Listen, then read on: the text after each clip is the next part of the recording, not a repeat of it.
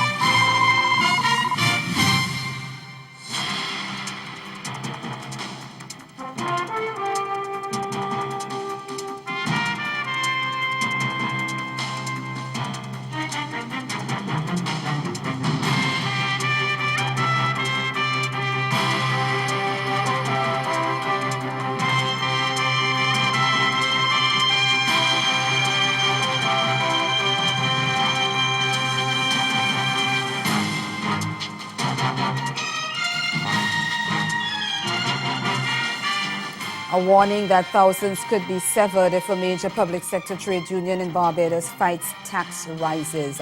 That's our top story in Caribbean Newsline for Tuesday, June 13. From the CMC News Center in Bridgetown, I'm Nicole Best. Good evening. It's either you accept the tax increases or expect thousands of public sector workers to go home. That's the warning Barbados' Finance Minister Chris Sinclair has given to the National Union of Public Workers, the NUPW, which is threatening industrial action if government does not either scrap the recently announced increased taxation or institute a coping subsidy for public servants until salary negotiations have been concluded. But Minister Sinclair says the government is running out of options, and he says thousands of public servants could be dismissed if government is forced to abandon the tax measures announced in the recent budget, including an 8% hike in the National Social Responsibility Levy and a new tax on foreign exchange transactions. Sinclair described the union's position as ill-advised and unfortunate at this time. The NUPW President Akani McDowell is arguing that workers are not in a position to bear the consequences of the increases in taxes and levies at this time. While Minister Sinclair says he is prepared to discuss the issue with the union, he has given no indication that he is willing to budge from his position. Over in Antigua, the leadership of the main opposition United Progressive Party, the UPP, led supporters in a demonstration late Monday evening demanding that Prime Minister Gaston Brown call fresh general elections in the Twin Island nation. They donned black T-shirts printed specially for the occasion. Opposition leader and former Prime Minister Baldwin Spencer told CMC News the objective of the march was to register the people's dissatisfaction with the current regime.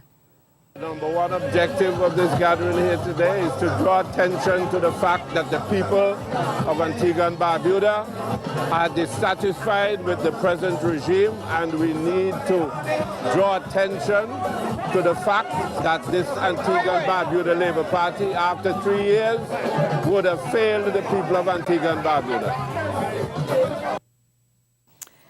The march started with scores of protesters and swelled to more than 2,000 as it wound its way through the streets of the capital in St. John's. Many expressed concern about vexing issues such as inadequate water supply, allegations of police corruption, and a sitting minister being accused of sexual assault as they pressed Prime Minister Brown to ring the election bell. UPP political leader Senator Harold Lavelle said he was pleased with the turnout. He said his party wanted to send a clear message to the Prime Minister and his administration. What we are sending is that the people of Antigua and Barbuda are dissatisfied with their tenure so far. There have been too many broken promises. There has not been any development. They promised us investment. There's been no investment. They promised jobs. There are no jobs. And what they have done is decided that they are going to concentrate on enriching themselves. And we're totally against that. The march coincided with a handing over ceremony by Prime Minister Brown of 48 homes in his St. John's City West constituency that were part of a 500 homes in 500 days campaign promise. The 48 homes were part of that campaign promise that they made. The march by the UPP came as the ruling Antigua and Barbuda Labour Party celebrated its third anniversary in office. In an interview with ABS television, Prime Minister Brown insisted that his government has improved the lives of the people of the country, and he has given his administration a score of 9 out of 10. You would recognize that we inherited a totally decimated economy. We actually inherited a banking sector that was extremely unstable. We inherited a significant amount of unemployment. About 10,000 people were put out of work. We had over 25% unemployment in this country. So when you look at the gains that we would have made during the first 3 years of our administration, I believe that we've done extraordinarily well, and that is why I said a 9 out of 10. The ABLP administration secured 14 of the 17 parliamentary seats in the June 12, 2014 elections, sweeping the UPP out of power. In Trinidad and Tobago, questions about the composition of the Judicial and Legal Service Commission will be raised at the country's highest court of appeal. Attorneys representing former UNC Minister Devat Maharaj has been granted leave to take the matter all the way to London's Privy Council. Kamal Georges of CNC3 has the details of that story. With their injunction against the appointment of 2 judges overruled in the appeal court, Devat Maharaj and his legal team are hoping for the best of 3 at the Privy Council. The appeal court unanimously granted conditional leave for the matter to be heard by the country's highest court. Maharaj and his legal team, including attorney Anand Ramlogan, had also challenged the composition of the Judicial and Legal Service Commission, the body charged with appointing judges. But that too was overturned. When the matter was heard before Justices Gregory Smith, Charmaine Pemberton and Andre Devines this morning, attorneys representing the Attorney General's office argued that the appeal was frivolous and vexatious. However, all 3 judges concluded that the matter could not be described as unarguable and dismissed those submissions.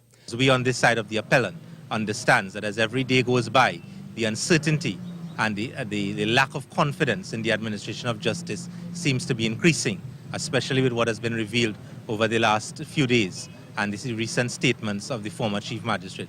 So these proceedings were commenced at the very outset with the intent of upholding the rule of law and the Constitution, and we will pursue it to the highest court. Attorney Gerald Rambine hopes the matter will be dealt with expeditiously, as he says the Privy Council recognizes the importance of constitutional cases like this one.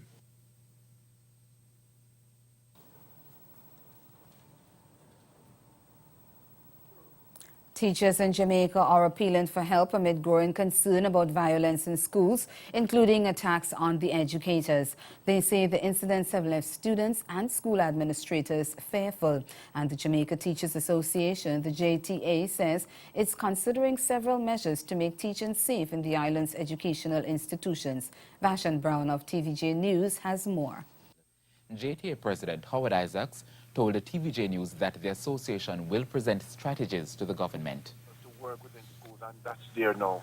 We are continuing, we are going back to the bargaining table, we are having the dialogue with the government, we are looking at strategies. We don't necessarily have all the strategies. We have to do the consultation, we have to do the research to see what we can do, because we are, as I said earlier, we are just concerned. And concern here means that we are perturbed by what is happening. The latest incidents of school violence occurred last week at Porus High when a dispute between 2 students turned deadly, and at Camperdown High when 2 male students allegedly assaulted a female teacher over a cell phone. The 2 students have been suspended. The incident triggered a silent protest by teachers at the school on Friday, and the JTA president issued this word of advice to the association's members in the wake of the recent developments. Now we're asking our colleagues to be on their guard, to be on their watch, and to just be professionals as best as they possibly can as we look at the measures that we can adopt to bring about the change that is required. A top CARICOM official warns border protection officials in the region not to fall prey to corruption. The details when we return. Beautiful Barbados and 4D Entertainment welcome you to the Flow Soca on the Hill, Sunday, July 23rd, 2017, where the mega stars of Crop Over 2017 assemble with the Caribbean's best: Patrice, Skinny Fabulous, Ricky T, Orlando Octave, and Ultimate Rejects to bring you the world's greatest soca party, the Flow Soca on the Hill. Let's gather the people.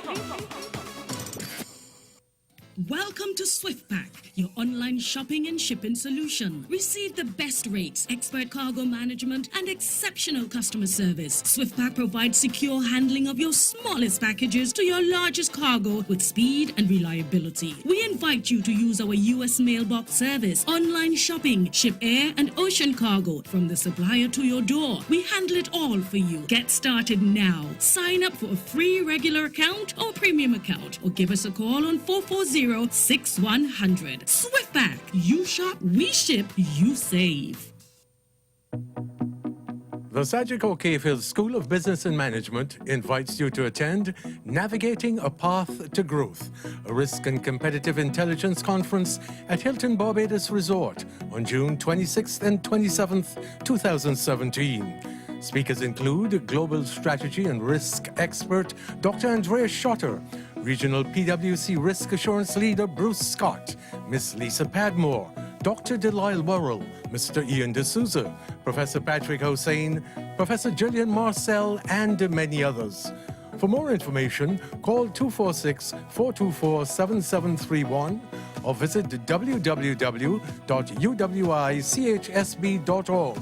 Secure your space today.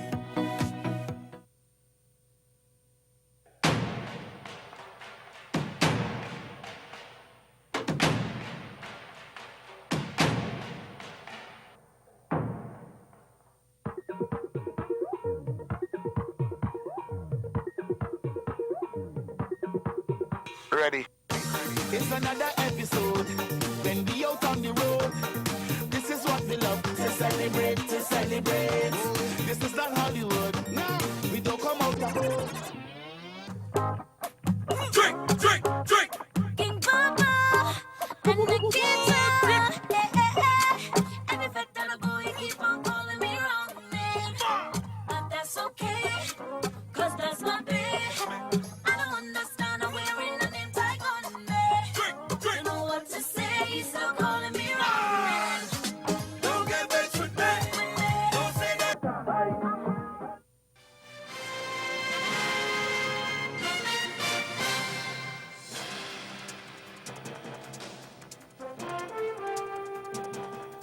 Customs and immigration officials in the region are being urged not to give in to corruption.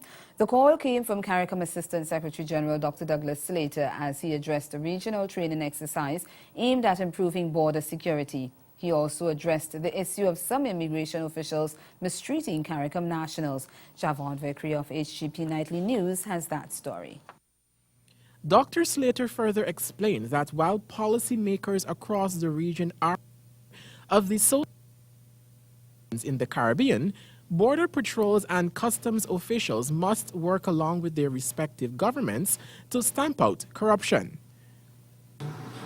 With the economic situation in our region, you're going to be faced with a challenge, the temptation of corruption. And I'm saying that plainly because we know that our workers, including our border protection agencies, they do have temptation.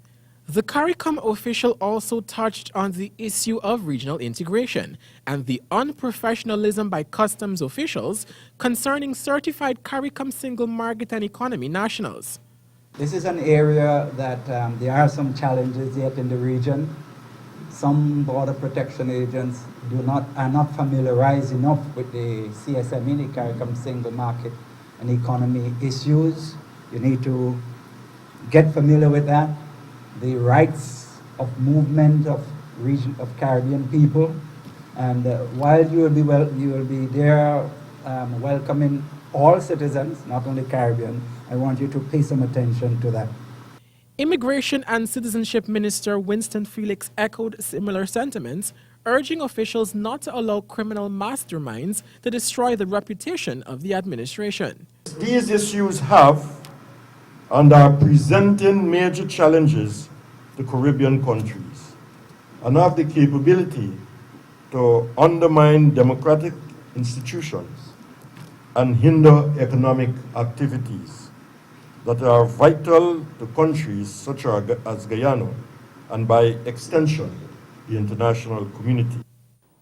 Still in Guyana, creation of jobs for young people is one of the greatest challenges facing the country. And that's according to former chairman of the Private Sector Commission, Gerald Guyiava. He says the situation is prompting young professionals to leave the country. We get more in this report from HGP Nightly News. Is the greatest single challenge for Guyana, and this has resulted in the skyrocketing migration rate among young persons, says former chairman of the Private Sector Commission PSC, Captain Gerald Gavaya. Creation of jobs is a serious problem our country is facing. We have thousands of young people graduating from the University of Guyana every year, and they're searching for jobs, and they can't find them, and they're leaving Guyana. Captain Gavaya at the PSC's 25th annual general meeting. Captain Gavaya stated that investors should be creating jobs that are suitable for the university graduates. But since this is not happening as it should, the younger generation are voting with their feet. And we're not only talking about jobs, we're talking about proper paying jobs, where these young people could in fact buy a house, buy a car, have their families, go on vacation, and they could really have a vision of their life in Guyana for the next 20, 30, 40 years. A lot of our young people, every day I looked out of my window at Juke Lodge, I see 500 young people lined up in front of the U.S. Embassy, looking for a better life. According to the former PSC chairman, all leaders in Guyana, from the political, religious, and private sector, should work very hard to create, enhance, and foster both local and foreign investor confidence so that these jobs can be created. We promised them a good life in Guyana. We must create it. All the leaders, together. And a good life is not just talk. We have to create these jobs. And how do we create this job? How do we create these jobs? Government don't create jobs. Government create the enabling environment. Investors create those jobs. Captain Gavaya added that with regards to job creation in Guyana, especially for the year 2017, enough has not been done, and that the enabling environment to foster and enhance investor confidence needs to be created urgently.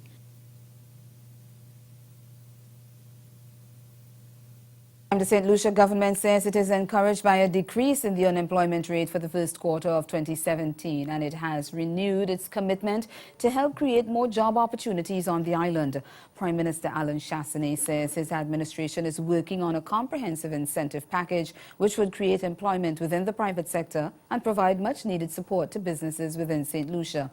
According to the figures released by the Department of Statistics, the unemployment rate is 20.1% as compared with 22.1% for the same period last year. The figures show that youth unemployment has declined from 11,700 last year to 10,700 this year. Regional airline Liat is in the process of forming partnerships with French Caribbean islands, that's Caribbean Airlines, to ease the burden of travel between the English and French-speaking islands. We get more in this report from our partners at France Caraïbes Broadcast.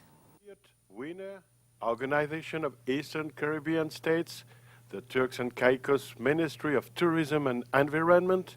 Here are some of the Caribbean partners of the major project as the second selection committee of the Anti-Reg Caribbean recently agreed at the meeting of its member in Guadeloupe. Liat and Winner will work with Air Antilles to develop an action plan to facilitate cooperation between the Caribbean air transport operators in partnerships with Antigua, Dominica and Saint Martin, the PAIR project.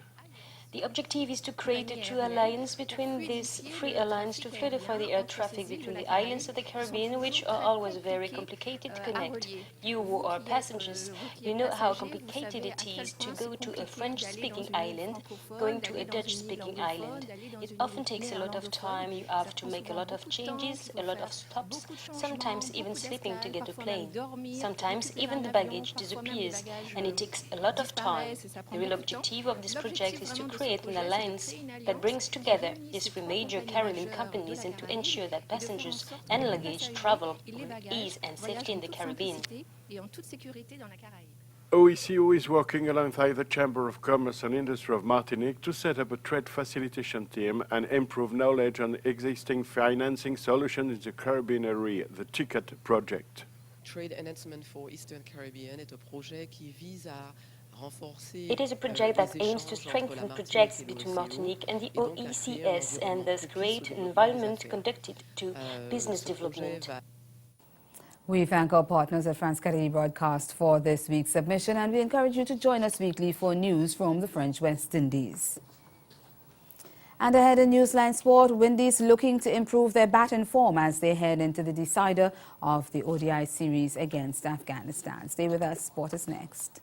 Ravenel's Resort and Conference Center is the mecca of conferences in the island of Tobago. The state-of-the-art facility caters to executive forums, weddings, banquets, training, elegant dining, and tranquil accommodations. Guests at Ravenel's Resort can choose from self-catering, standard, deluxe, and executive rooms. Sit at the poolside and savor the ambiance of nature, or enjoy a sumptuous meal on the terrace and inside the Bouvardia restaurant. Let's go to Ravenel's Resort and Conference Center, the tranquil Caribbean Resort. Call 868-639-9666 or visit our website at www.rovenelsresorttobago.com.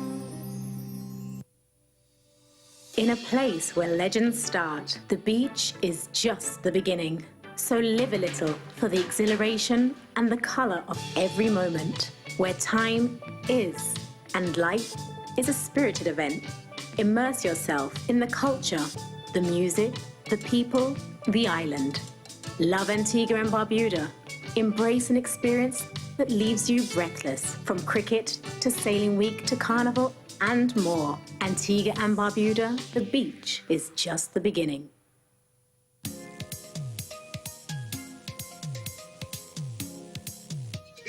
Dancing and whining and fretting till the morning. Drinking, masquerading, live music always playing. Islands of blue seas where people always smiling. Street jams and bandstands where people will be jamming. Don't you miss this time, no. Our festival, our legacy. Don't you miss this time, no.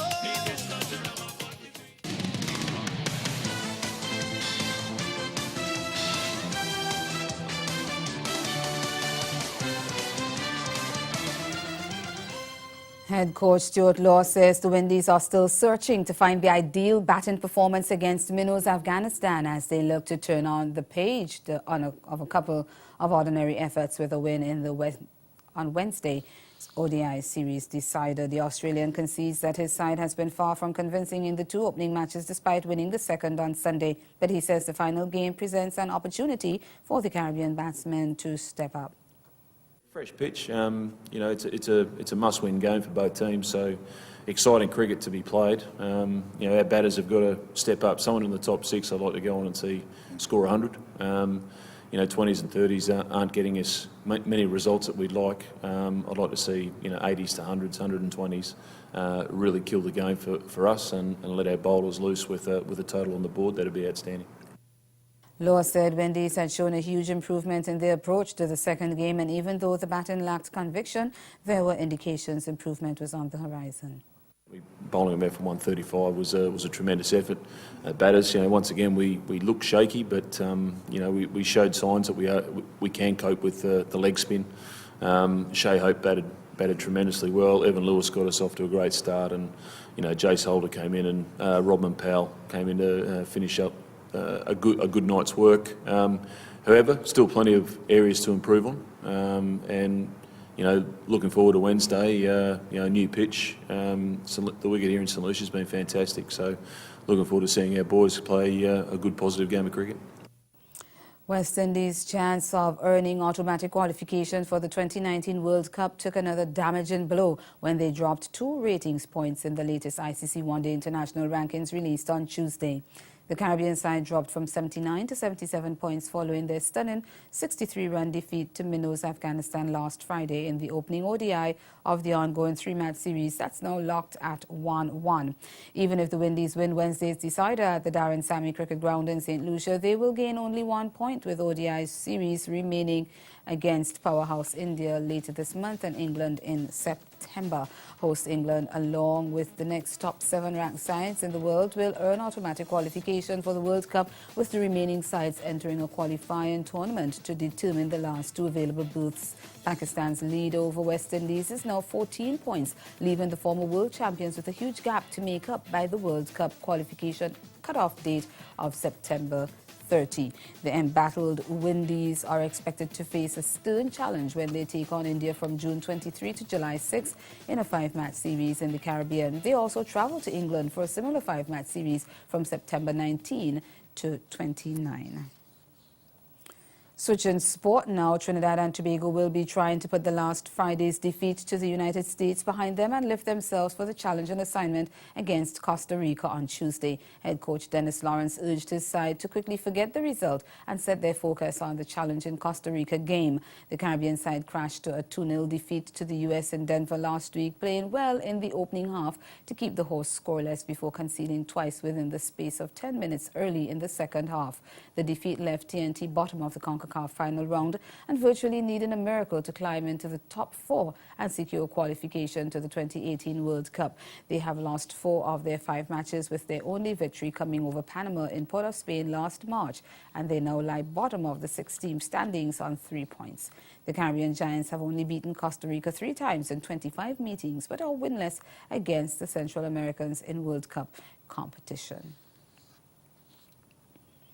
To athletics now, the Queen's Baton made its way to Barbados this week as the countdown to the Commonwealth Games continues. CBC's Melissa Farrell reports. Queen's Baton is on a 338-day relay covering more than 140,000 miles and will visit every Commonwealth nation on its way to the Games being hosted by the Australian Gold Coast in 2018.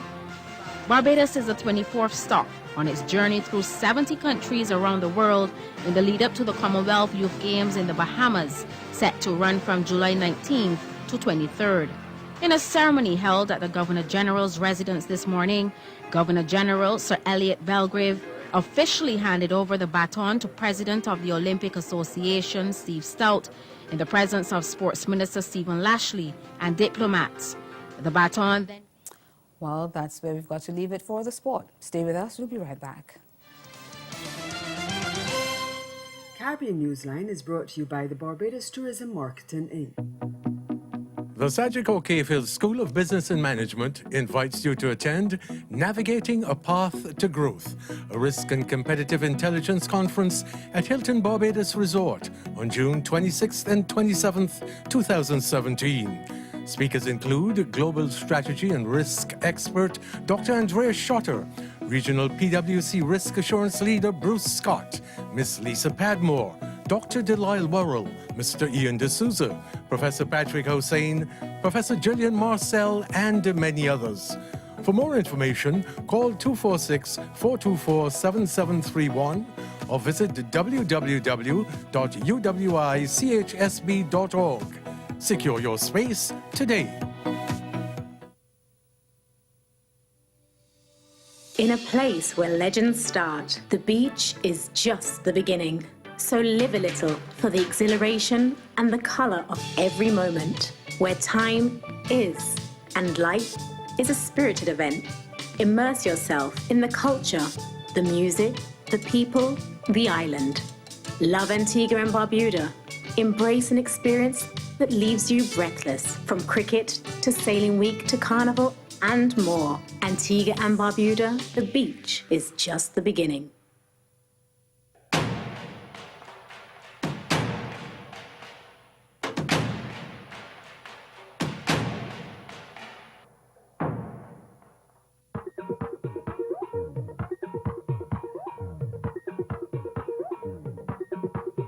Ready. It's another episode when we out on the road. This is what we love to celebrate, to celebrate. This is not Hollywood. No, we don't come out the road. Drink, drink, drink. King Baba and Nikita. Every fact that a boy keep on calling me wrong name. But that's okay, cause that's my babe. I don't understand how we're in the name tag on me. Don't know what to say, still calling me wrong. Again, the major developments of this day are warning that thousands of public sector workers in Barbados could be severed if a major trade union fights tax rises. That's Caribbean Newsline. For news and sport around the clock, log on to CarnaNews.com. We'll be back again tomorrow. But from all of us, have yourselves a good night.